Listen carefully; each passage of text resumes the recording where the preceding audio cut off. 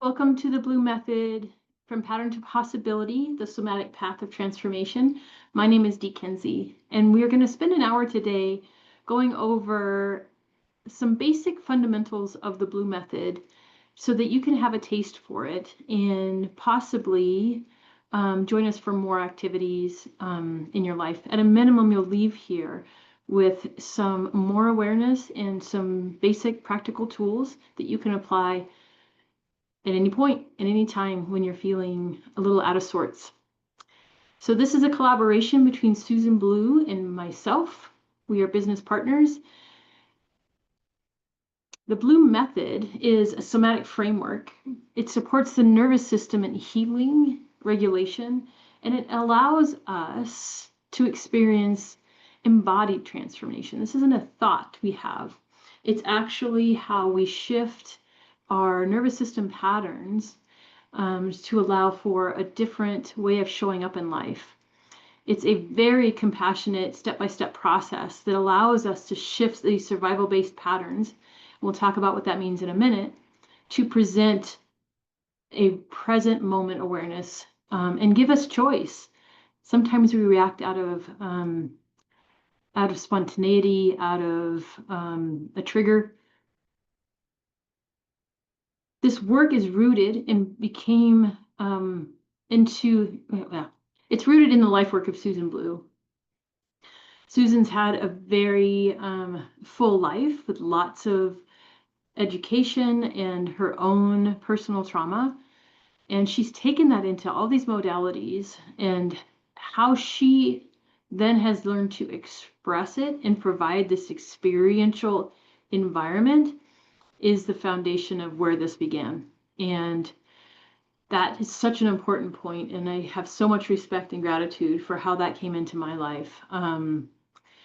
I brought my own business side, but through my own healing journey and my own experience with this work, somatic processing is way overused, and it has become more of a thought than an actual experience. And so between the two of us, we've been able to put some framework to it. I'm able to, upgrade it from a one-on-one experience into a course experience. And so through our combined backgrounds, this has taken some really beautiful shape, and we're here to take it to the world because we believe that we can shorten the distance for people. We had to take the long path. Through my own healing journey, oh my goodness, I was at rock bottom and super, super sick. And I am not a Western medicine fan, so I had to figure it out on my own. And it was through that journey of peeling all the layers back that I came across Susan B.L.U. again. And this just, the way she walked me through her work made such an impact. And so this is where we're at. We're here to share it with you. We want to share it with the world. And at the end, we'll talk about what we're providing so far. And there'll be only more to follow. So as we said there, so together we'll bring this teaching forward to everybody that we possibly can, to help people shorten the distance between what they are struggling with, what they're experiencing, and their own empowered ability to heal. So what interested you about this webinar? Are you experiencing that anxiety and overwhelm out of nowhere sometimes, or does it wake you up in the night? Or are you just noticing during the day that you have this shortness of breath and this feeling in your body? Anxiety and overwhelm is so, right now with the way that things are going, we hear about it a lot. On the other end of that is depression. when we've just so depleted, discouraged, energetically low and heavy. You have sensations and feelings you don't even know what to do with let alone how to talk about them. We don't have language for some of these experiences that we're having. This isn't something we were taught. Do you have tension in the body or pain that you've just tried everything and you can't seem to find anything that resolves it? You might get some temporary relief or a little bit better, but there's still a lingering experience there. Digestive issues, weight gain. If we're not able to digest life, we likely are struggling to digest our food. And all these things, likely we're probably talking about a few of these for some people. And all this, of course, our body's going to take on weight. And sometimes it's not fat, it's energetic. And this is where these modalities come in. And there's probably more. I didn't want to spend too many time. I could probably list out for days. But what brought you here? I want you to check in with yourself right now as you get ready to take in this new information.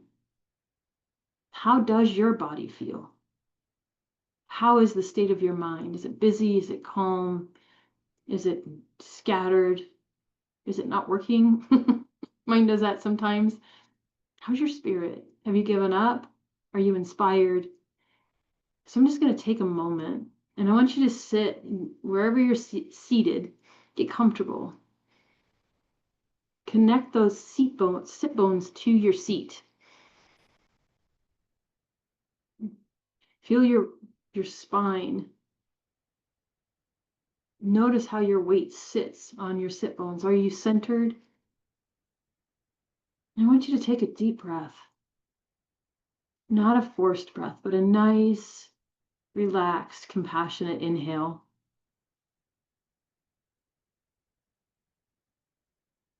I want to just notice immediately how the body feels. Allow the lungs to feel just as far as they'll fill. And let them release just as far as they'll release. And with compassion, just notice what you notice about your body. And it could be just your lungs.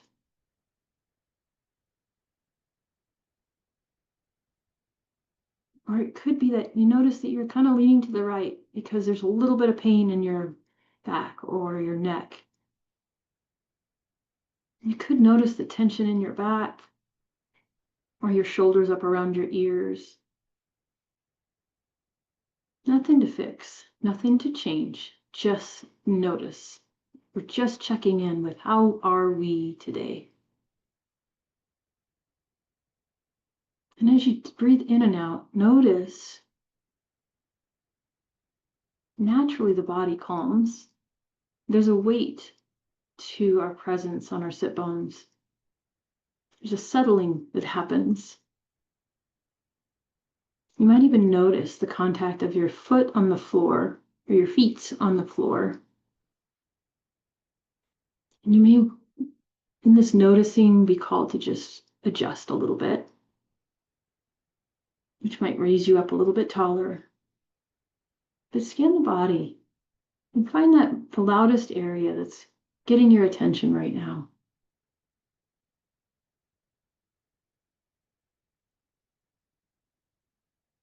How does your body feel?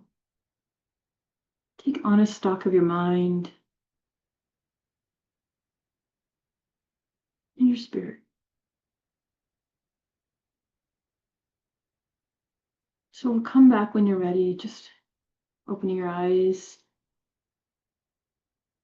I want to share a little bit of information with you, and then we'll do a practice together.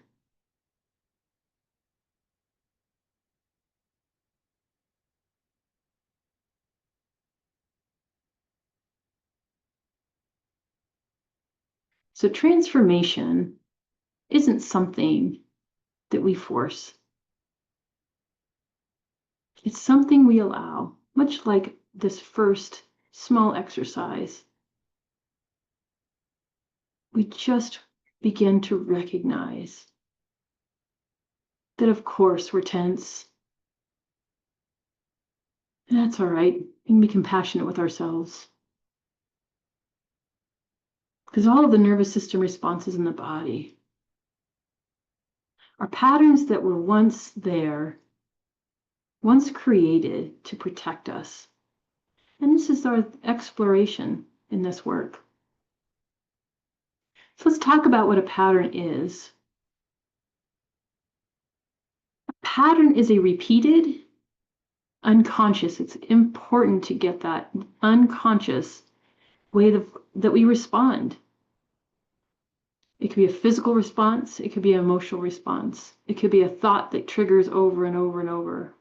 Ultimately, a couple of those come together as behavioral.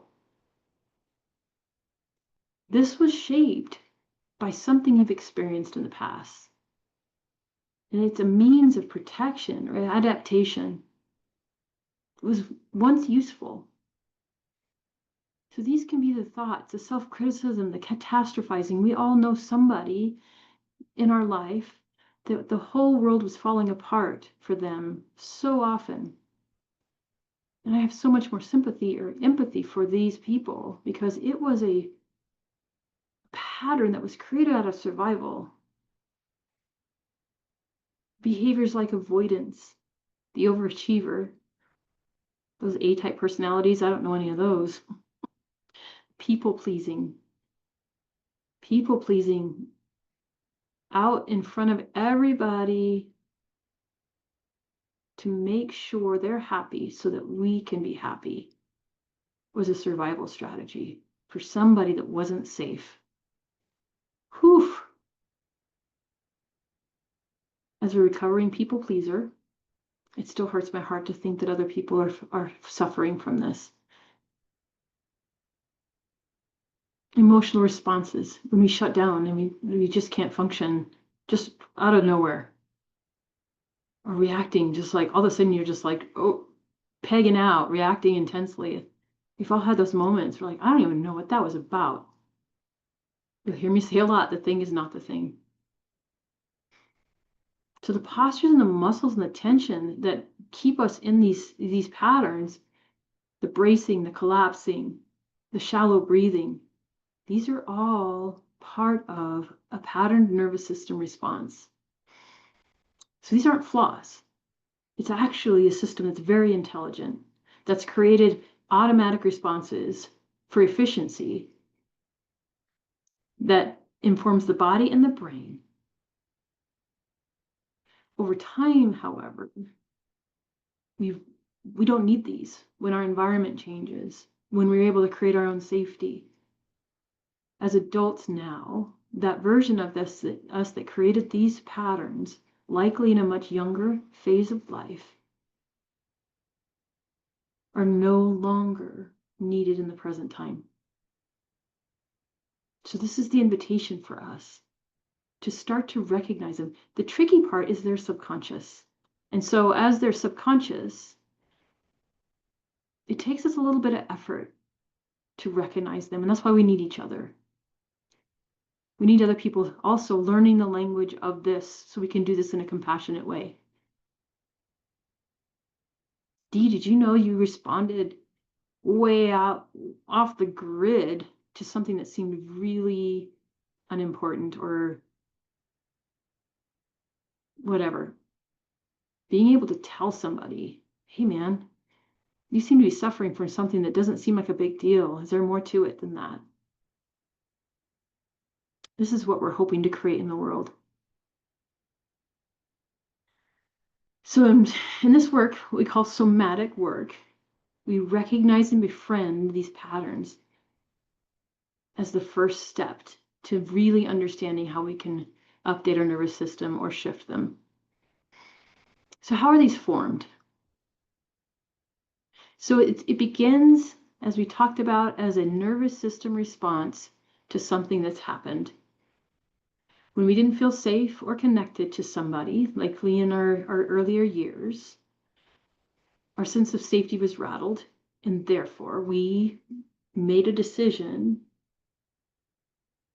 that we needed to take care of business. And so we created a pattern. How are we going to do that?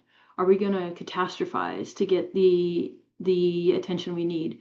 Are we going to fold in because we're not safe? The people around us, we learned, aren't trustworthy, aren't safe for us at any level. It could just be emotional. They were going through their own things and they weren't available. So we had to self-soothe. So our nervous system learns how to help us get through that, like staying quiet, being extra helpful, the people pleasing. That got me the love that I needed when somebody was so distracted with their own stuff. But being helpful and solving their problems for them or their busyness, helping them solve that gave us the love and attention we needed. Or was everything out of control? So we learned to take control of things in order to feel safe. So when these responses happen over and over, they become automatic. It's a very efficient system. And therefore, automatic means subconscious. So they're not something that tells us we're broken. We're not broken. This is all how we adapted. It's actually very beautiful. And this is how we stayed safe. So what was once protective can now be transformed. The circumstances of our lives and environment has changed now. We aren't likely, maybe some folks are still in what looks like a similar environment. But being aware of the pattern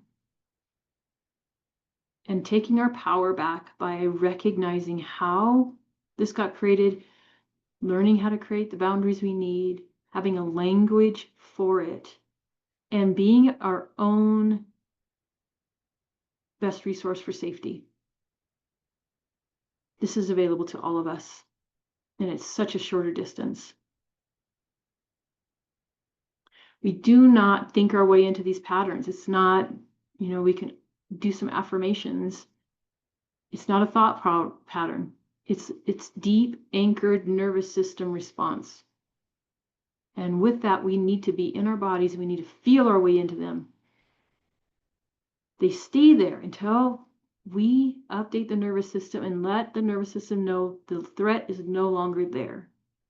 It's really important to understand that. So it's important to talk about why change feels so hard. And it's not because you lack discipline.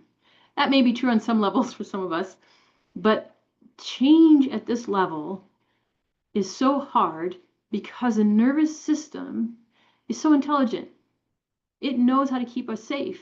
So it's filed all those triggers that that it's identified in our subconscious, and it's created those little patterns as an efficient way for safety. We know who we are relative to these stories and patterns that we've experienced. So your most persistent patterns, like shutting down, overworking, reacting, or numbing, they're not flaws. They're just protective responses. And they're stored in the body over time. So it's hard because we've got to recognize this person who we thought we were. I'm just an A-type personality. Yeah, we might have a lot of energy. We might be created with a lot of energy, but being in a pattern of people pleasing or overachieving or hypervigilance, we've got to separate those concepts that have not been separated before. So we're re-identifying ourselves, and that's really hard because we've made an identity out of it. But the beautiful part is we get to update all of that. And so there'll be moments when there's a huge resistance. If I step into this, I don't know if I'm going to get out the other side. I don't know. It feels so big because the nervous system, when it gets triggered in some of these bigger environments of safety, it does feel like it's a I'm going to die response. It's going to take me down on one level or another. And I'm here to tell you that while we feel that, and while the body wants to respond that way, threat that once created it is not the threat in your current environment. So it's an opportunity to be with it, with compassion, with love, and your awareness, to update it to say you're safe now. And guess what? We made it, and I'm here as an adult, and I got control now. And when we do that for ourselves, it gives our nervous system an ability to update. Now, it takes the brain a little longer. So the thoughts of who we were and how we identify with the world and the ego and all that stuff, that's why persistence is so important, and being consistent is probably the better word. Both persistent and consistent. So patterns can change. It just needs to feel safe. And we can tell it we're safe. We create safety with our breath. When you give your attention to your body and you get out of the self-judgment, I'm just not disciplined enough. I don't deserve it. I don't do anything right. You know how many people, it's those old stories that were given to us at a younger age and that we adopted because we're comparing ourselves to how life should be for somebody else in some other situation, whatever the deal is. But when you give your attention to what's going on in your body, and you do it with love and kindness and compassion and deep, deep breath, there's something beautiful that happens. We start to unwind. We become very present, and we become a witness to our own experiences. And guess what? Through all of this, we get to learn how to give it expression. And it can take any form of expression needed. A sound, a word, a movement, a journal entry. It just could dissipate.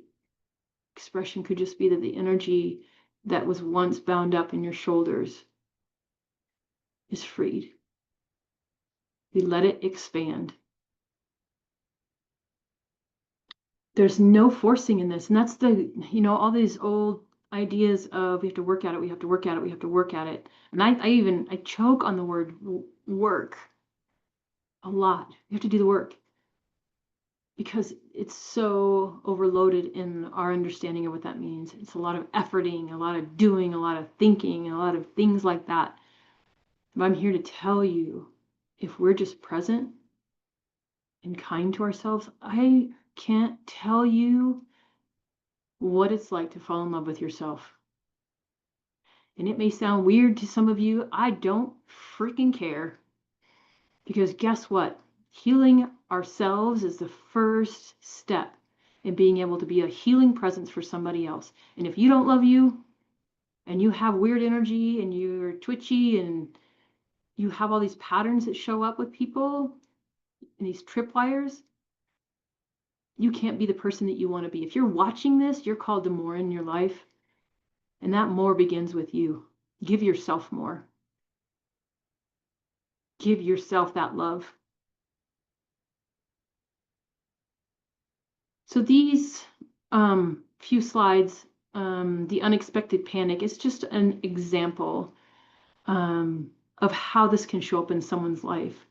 So this story is about Tasha. So every time she has to make a decision when other people are involved, she gets really anxious, even small ones, like where to eat or which project to prioritize. Her heart just starts racing because she gets a tight chest, a flood of second guessing. Sometimes she avoids choosing altogether to keep at peace. I recognize this. And other people then pile on. It looks like she's indecisive. It's actually happening is it's an old pattern of fear. When we were growing up, if we had been blamed when things went wrong or pressured or these other behaviors that made us feel like if I make the wrong choice, something bad's going to happen. I'll be shamed. I'll be rejected. Someone will withhold love from me. So Tasha isn't necessarily conscious of why her heart races and her chest gets tight. And she probably doesn't even notice it by now. It's just something that she just kicks into gear and does something else. It's happening. It's not irrational. It's a patterned protection. The overachiever. James prides himself on being dependable. He's a yes man, even when he's super tired. He'll take on extra projects, last minute favors, staying late. Who recognizes this? And he's the first one to raise his hand. He tells himself that it's about being a team player. If I don't keep proving my worth, I'll be left out or worse, replaced. While he was growing up, he experienced a lot of conditional love. He was praised when he was successful or doing something, but overlooked when he was resting. This is so common. So his nervous system created a pattern to make sure he got the love and the attention he needed. So overgive, overdo, stay safe, stay loved. And it's an urgency in his system now. It's a protection. All you parents out there that have that hot button that gets triggered every once in a while, you're like, what is happening? This example, Ava is a gentle, intentional parent until her child melts down in public. I'm not even a parent and I recognize this. In a split second, her body tenses, her jaw locks, and she snaps. And her body's out of control. Stop it, you're embarrassing me. And then she goes through the shame cycle because that's not who she is as a parent. Where is this even coming from when we're in public? It's worse when it's in public. So what she realized is she grew up walking on eggshells. Any sign of emotion, things fell apart. So when her kids are showing emotion, she wants to squelch it. So her body learned response is tone it down fast. Keep everything in control. Keep it together. This is her pattern, her form of survival. Hypervigilance. Daniel was working in several high-pressure offices, but one in particular left a mark. In that particular job, mistakes were punished publicly. Ugh. Feedback was weaponized, and leadership thrived on fear. Now, even though he's been out of that job for a while, he still has the pattern to double and triple check every email, everything he does. He over-explains in meetings and stays quiet when he probably shouldn't. And his heart is racing every time his manager messages, "Can we talk?" Gosh, I recognize this. So many toxic work environments out there. And he tells himself, "I'm just being thorough." What's really happening is his nervous system has learned that visibility is risky. Confidence, when displayed, creates threat, and speaking up could cost him dearly. Over-prepare, stay small, stay safe. Anyone in a corporate job probably recognizes this particular one. It's really a toxic situation. But I'm here to tell you, no matter what pattern you have, if you recognize any of those, there's so many more. These are not failures. There's not something wrong with you. You're not broken. There's the nervous system's way of protecting you. Over time, your body's learned to respond to what it perceives as safe or unsafe, and it's made adjustments. They're automatic. It's not choice. It's what's happened to you. So we can honor that, but we can also update that. So when you have a behavior or a thought or a posture of like, oh, protecting, we fold in, or we are just in this anxiety, hyperventilating, just how we feel. What we what the nervous system created as protection just got stored. So, talking quickly about how the nervous system interprets things. Again, it's there to make sure we survive. And the nervous system gets triggered at different levels. In the course, we talk about these wave patterns of safety. And often when we've been in tough situations, that span, it gets smaller and smaller. But through practice and attention and intention, we're able to create more safety and we're able to expand our nervous system capacity. So the nervous system assesses responses to a threat automatically, just boom, before you even have a conscious awareness of it. It bypasses all of our cognitive function. And our responses can be one of these. All of a sudden, our heart drops and the chemistry in our body fires up and our legs light up. It's time to run. You have this feeling of, I can't be here. You're looking for a way out. And that's at all levels. This is dramatic. But at all levels, if we're feeling like, I don't even want to be here anymore, I'm ready to get out of here, you may or may not know what's triggered that response in your body. But your nervous system found something. You saw it, you heard it, you felt it, you sensed it in some way. Similarly, fight. If you have something that happens or the nervous system picks up on something, you have the chemistry flush and that cortisol, that adrenaline fires up and your arms light up. We're ready, literally ready to defend ourselves. We're ready to fight. Freeze. If we can't flee or fight, the nervous system may decide it's time to just freeze, stay put. We'll numb. We have a sense of being blank, even being outside of ourselves. We can't access our memories and our sense of, the sense of watching ourselves as a movie. There's a distancing that happens. That's a safety mechanism. And the worse, when we don't have any of these things that are the right thing, and the nervous system is so triggered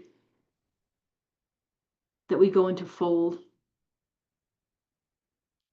We collapse and we disengage completely. So those are some of the responses of the nervous system that are automatic, and what those feel like in different ways in the body and how you might interact with your environment. So I'm going to take a moment and we're going to go through the practice. We'll finish walking through that first experience when we kicked off this call. And we're going to take it through the B.L.U.E method as a short example. So I want you to get settled back in your seat. And if you have to do this standing up, maybe lean on a wall. Be safe. I want you to find your seat. I want you to feel the weight of your body on your seat or on your feet. I want you to take just a natural inhale and exhale. And start to tune into the sensations of the body. That just means noticing. It's not efforting. We're not going to force anything here. But as you breathe, even just noticing how the breath enters and exits the body. You can feel the chill on your nose or in your throat. You can feel the rise and the fall of your chest. And notice how everything slows and the weight begins to center. And you may notice you shift a little bit. If it feels good to sigh, release some of the tension.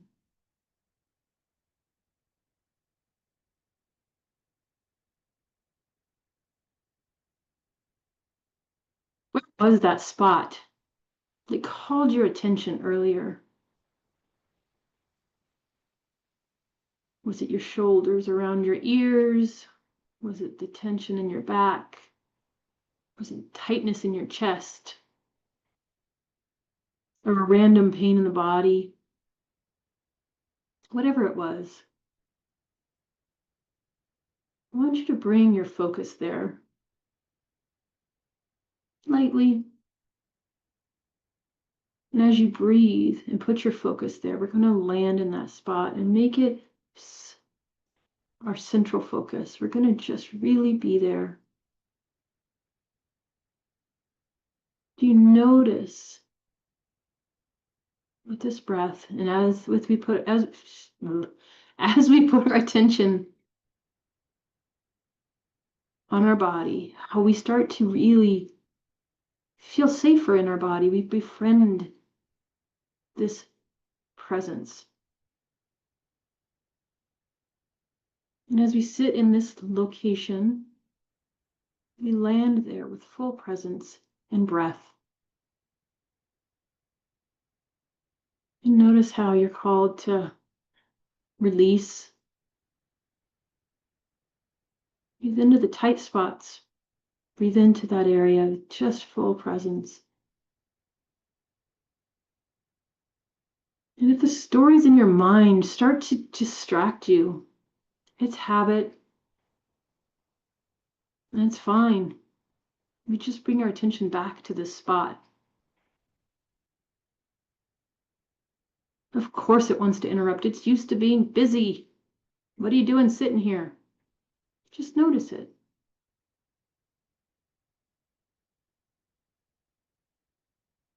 And as you sit with this spot and breathe into it, notice how it starts to ease. There's just a little bit more room than there was when we started. There's an unwinding.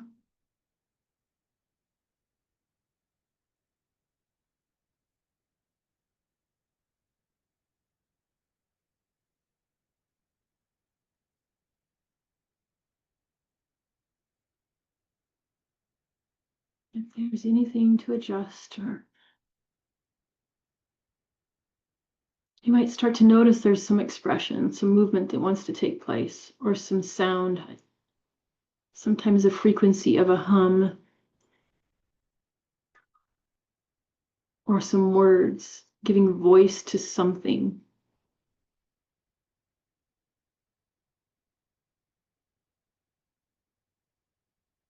Or it just dissipates.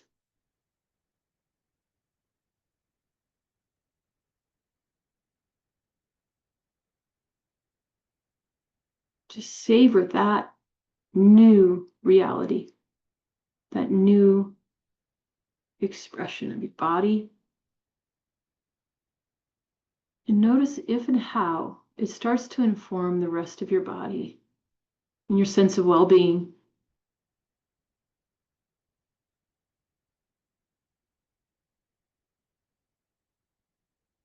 It's a new way of being that's available to you now.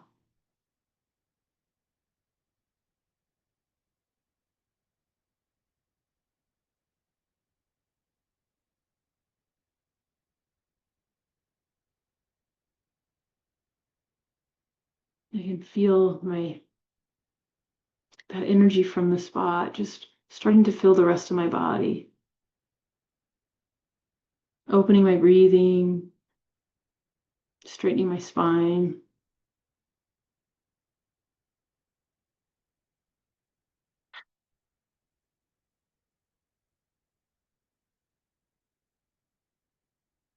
Now, as you bring your presence back,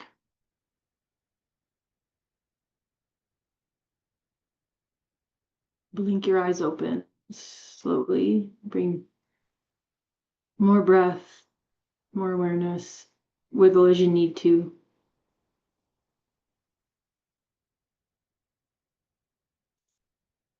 What did you notice for yourself?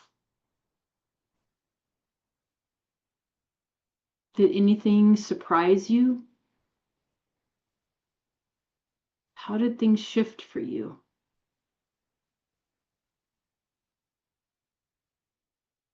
And what would it look like to just do this? I don't know how long that was. That was maybe 5 minutes. I don't know. Wasn't very long. What would it be like if you never saw my face again, if you never heard about the B.L.U.E method again? How could this simple practice change your life? Do you notice the peacefulness in your body if you participated? That peacefulness not only supports you in whatever's next, but it supports everyone around you.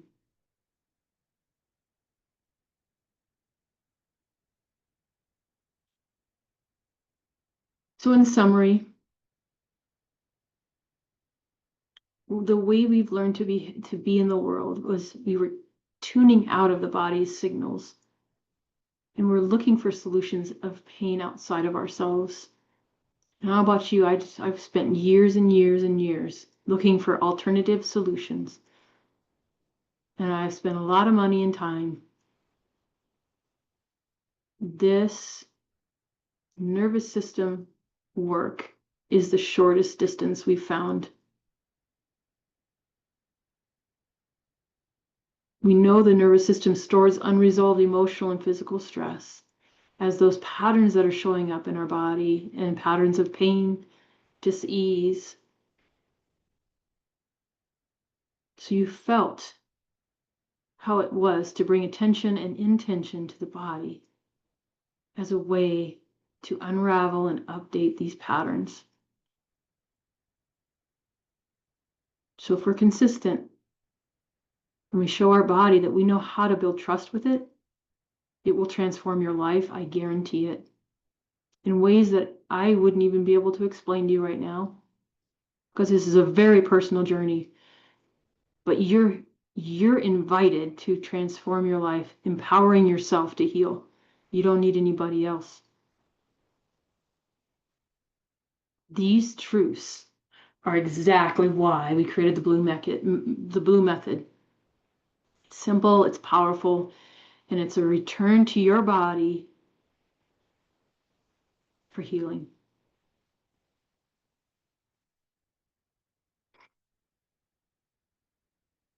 So we offer a 9-week comprehensive course that's paired with either an immersive retreat or an immersive workshop series.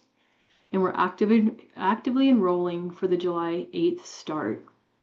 So if you're interested to equip yourself with the fundamentals and the tools of this practice, join us there. We also offer one-on-one sessions that allow you to have a felt sense of this experience while you're learning to do it yourself, and how to navigate. Once we start digging through this stuff, we need help. Until we have that self-awareness, that skill set, that empowered facilitization that we want to offer you. And we hope to be providing some smaller courses soon. Right now we are embedded in creating this introduction course. We want as many people to be informed about this as possible. So the 9-week course is an online, or it's mixed. It's online for 9 weeks. We meet on weekly. There's a learning portal with a lot of information it's self-driven. And we have weekly calls to chew up that information and have some facilitated experience, body felt experiences. What sets this apart from other courses is the experiential piece. So participating in the weekly calls is critical. And we have personal support as you learn to do this and you start unwrapping these old outdated stories and patterns. And we finish it off with an experiential immersive retreat or a workshop. It depends on the course.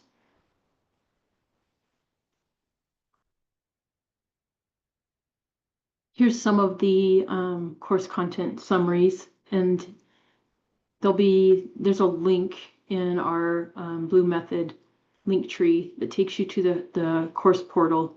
You can get a summary there or sign up. This is kind of what it looks like. We use Thinkific. And these are old pictures. That was for the May class, but this gives you a vision of what the portal looks like. And this is our retreat in B.L.U.E, Colorado. We have another one coming up this week. We'll be out there again. Oh, I'm just so excited. And I'd love to talk to you more about it. So more information on our link tree.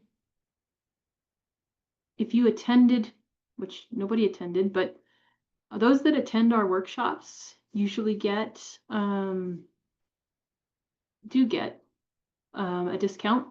So next time we have one, if this is something you're interested in, join us, and we'll offer you a coupon code so that you can enjoy some discounts. So again, the next course starts July 8th, and we are actively signing up. I think we have a few slots left. If you think this is for you, I'm also offering free discovery calls. In the Calendly link, you can sign up for either a one-on-one, you can experience a one-on-one session with me, and we can talk about it, or you can do a free discovery call. I'm happy to speak to you about your questions, more information, see what's showing up for you, and see if this is right for you. So again, the one-on-one personal sessions are there to support people in guiding them to their own body-based awareness and support the experiential side of it in a safe place.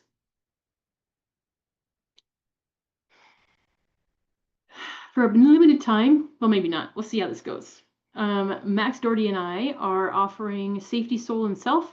It's a dual session. It starts out with Max going through the ignition and activation. He combines astrology, human design, gene keys, and intuitive channeling to kind of review with you. Not kind of, he does. It helps you reconnect with your soul's blueprint. If you're just like, there's more, and I don't even know. I can't get through all the fog and all the, all this stuff. I can't say enough about my experience with Max and his ability. And I don't do channeling. I don't do astrology reading because a good portion of folks have a hard time filtering out or distinguishing between their own filters and what is divinely guided. And so I am passionate. We know what truth feels like in our body. And from the moment Max said hi to me, and he wasn't even here yet. He was out in Tennessee, and I knew what truth felt like. And from the moment we started to the end of it, it was an activation for me. I felt really seen and supported. And I just can't say enough about his work. And so we're combining that with a session with me through the somatic processing and the Jin Shin Jitsu to allow whatever gets activated in you to integrate, to move and process. Allow that to become part of your body felt sensations and update all the systems of your body and of you. So we're excited about this. We're trying it out. The first sessions are available starting June 30th. So please do check it out. If it's something, it's a reduced rate. $144 is a deal. So it'll be 90 minutes. It's so good. I can't wait. So please, if it interests you at all, please do check it out. And that concludes this webinar. Thanks to those who are watching the recording.